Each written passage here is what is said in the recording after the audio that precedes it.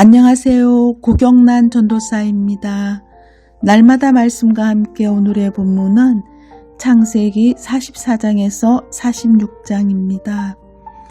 요셉은 형제들이 모두 취해 안심하고 있을 때 베냐민의 자루에 자신의 은잔을 넣어 도둑으로 누명을 씌웁니다. 요셉은 아버지의 편애를 이유로 자신을 노예로 팔았던 형들이 자신과 마찬가지로 아버지의 편애를 받을 뿐 아니라 은잔을 훔쳐 모두를 위험에 빠뜨린 베냐민에게 어떤 태도를 취할지에 대해 시험한 것입니다. 이 시험 앞에서 형들은 이전과는 완전히 다른 태도를 보입니다. 유다는 형제들을 대표해 자신들 모두가 베냐민과 더불어 노예가 되겠다고 말하며 하나님이 종들의 죄악을 찾아내셨다라고 합니다. 이는 과거에 요셉을 팔아넘긴 죄에 의해 자신들이 심판을 받고 있음을 인정하는 말입니다. 이에 요셉은 형들에게 내가 결코 그리하지 아니하리라는 말을 합니다. 이는 베냐민만 남기고 돌아가도 당신들에게는 잘못이 없다는 마지막 유혹의 말입니다. 그러자 유다는 왜 베냐민만 두고 갈 수 없는지에 대해 설명하는데 이는 그가 과거에 요셉을 노예로 팔아넘기자고 주도했던 것과는 완전히 다른 태도입니다. 요셉을 팔아넘기고 그가 죽었다고 거짓말을 해 아버지의 가슴에 못을 박았던 유다는 이제 아버지의 생명을 구해야 한다고 말합니다. 이처럼 하나님께서는 유다를 포함한 10명의 형들의 잘못을 시련을 통해 바로 잡으셨습니다. 유다는 계속해서 자신들이 다시 애굽으로 내려오게 된 과정을 설명합니다. 핵심은 아버지 야곱과 베냐민의 관계가 긴밀하기 때문에 베냐민을 데려오기가 매우 힘들었다는 것입니다. 이전에 아버지가 편애하는 동생 요셉을 노예로 팔고자 주도했던 유다가 이제는 베냐민을 대신해 노예가 되겠다고 하는 놀라운 변화가 일어났습니다.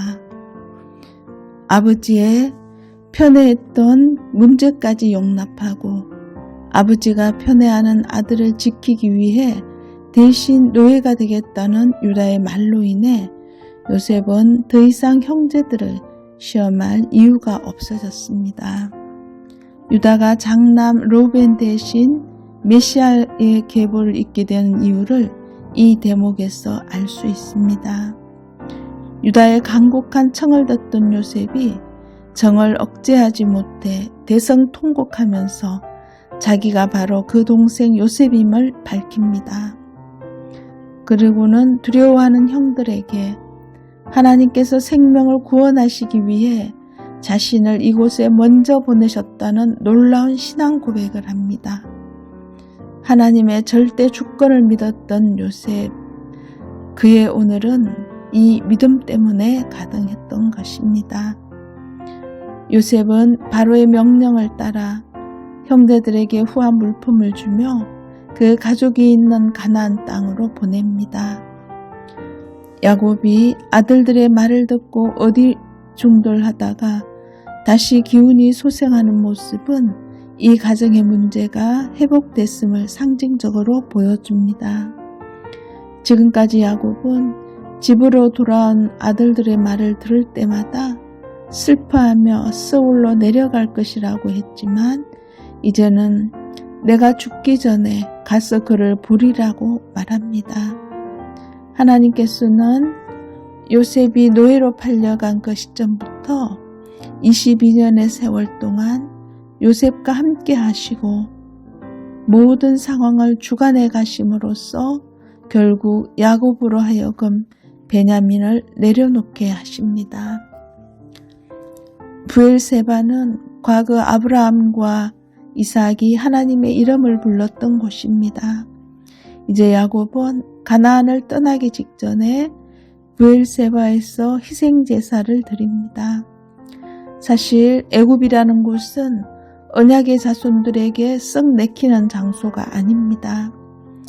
아브라함 기근 때문에 애굽에 갔다가 불상사를 겪었고 이삭이 기근을 만났을 때는 하나님께서 내려가지 말라고 막으셨던 곳입니다. 그러나 이제 하나님께서 야곱에게 애굽으로 가는 것을 두려워하지 말라 하시며 하나님께서 같이 가겠다고 하시고 요셉이 그의 임종을 지킬 것까지 약속해 주십니다. 이 모든 일이 하나님으로부터 시작되었음을 확인한 후 야곱은 70명의 식소를 이끌어 애굽으로 향합니다.